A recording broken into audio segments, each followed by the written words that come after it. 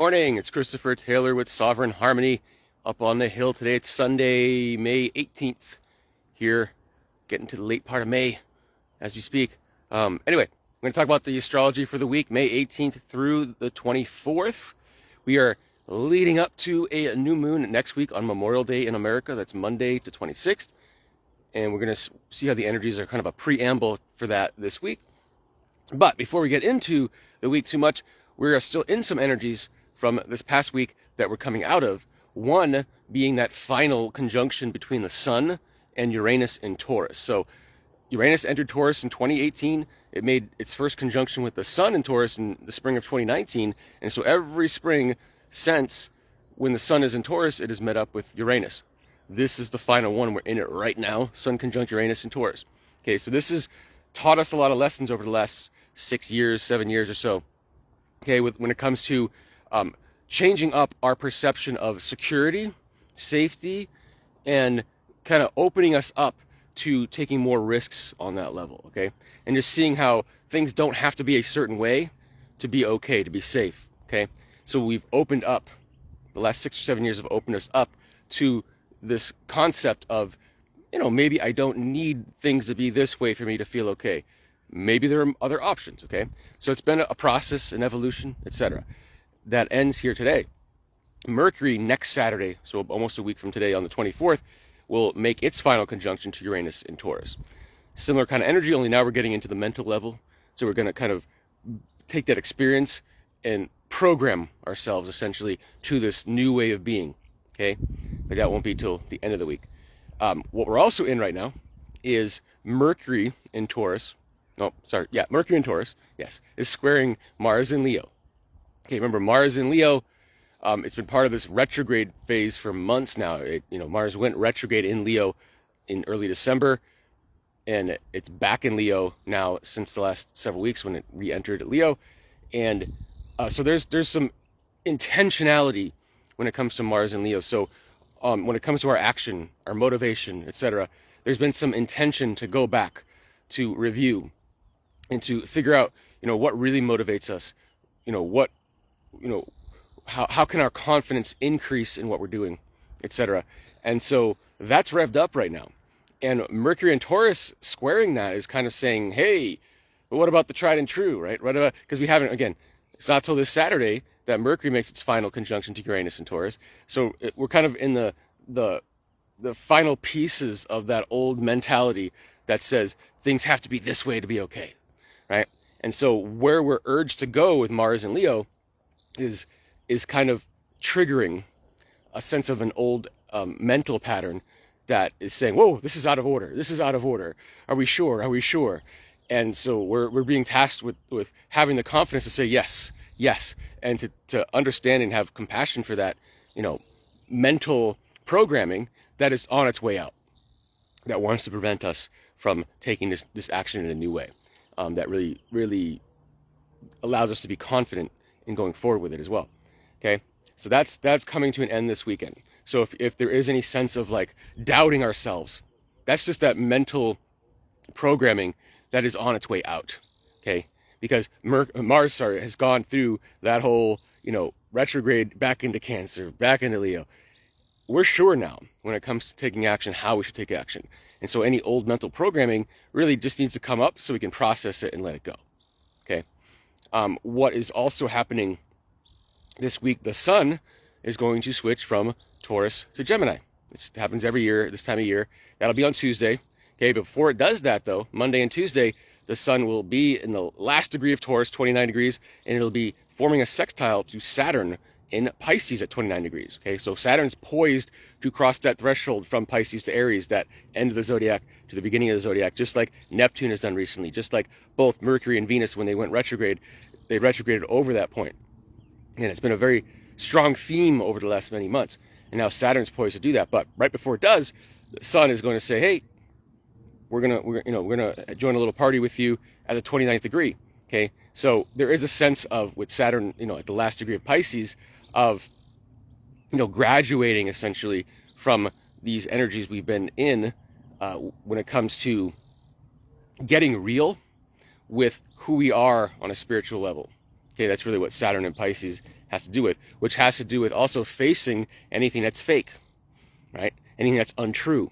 On a collective level, this has been since Saturn entered Pisces in spring of 2023. This is when, studies of the injection have come out and shown some not so good results. This is when a lot of studies about the weather, etc., have come out and shown that the narrative is not so true, etc. Okay, so a lot of truth coming out because Saturn in Pisces is getting real with what is real on the bigger picture. Okay, or on a spiritual level. Okay, so that we get a sense of putting a capstone on that. Then the Sun enters Gemini on Tuesday, and then it'll immediately on Thursday and then on Saturday form a sextile to Neptune in Aries, followed by a trine to Pluto in Aquarius on Saturday. And so this is a preamble, like I mentioned before, a preamble to the new moon next Monday, Memorial Day, on the 26th, because that new moon will form those same configurations, that sextile to Neptune, that trine to Pluto. So just think of it as a warm-up in the background. Things are heating up.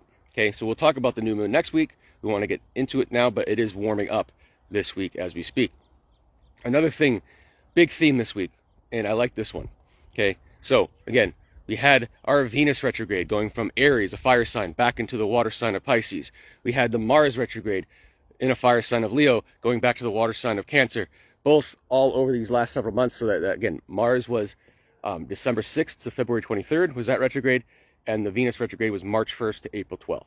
Okay, so it's been months since these planets have been dealing with this fire to water kind of transition, and now they're both in their fire signs, the places where they started their retrogrades. There's some clarity, there's some surety. Venus has just exited its shadow period a few days ago. Okay, and they're going to be dancing with each other in a trine. So a nice 120-degree angle, very pleasant, easy flowing energy. So it's almost like when it comes to like our creative projects, relationships, etc., there's been a lot in the oven cooking, a lot of going back and saying, oh, I've got to get rid of this, I've got to process this. Okay, but now they're both in those fire signs, ready to go, and not necessarily fast and furious, but certainly with momentum and clarity and forward direction. Okay, so whatever we have been put on the back burner when it comes to, again, creative projects, relationships, etc., we can go back to February of 2024, so the spring, really late winter, spring of 2024, when they joined each other in Aquarius. Okay, that was a start of this Venus-Mars cycle, and the fact that they were both kind of retrograding, they kind of handed each other off. I mean, Mars went direct on February 23rd, and then a few days later, less than a week, Venus turned retrograde. So they've been kind of dancing together, doing a similar thing, going from fire back to water. So wanting to move forward, but having to process things before they can. And it all goes back to that like kind of late winter, spring of 2024. So what started then? What unusual projects, unusual relations started around then that kind of fell out of our norm? That's the Aquarian aspect of it. And lots of things have had to process since then. And now they're in this trine. It's like, okay, ready to party, ready to go. Again, it doesn't have to be fast and furious, but it is a lot of momentum pushing it forward.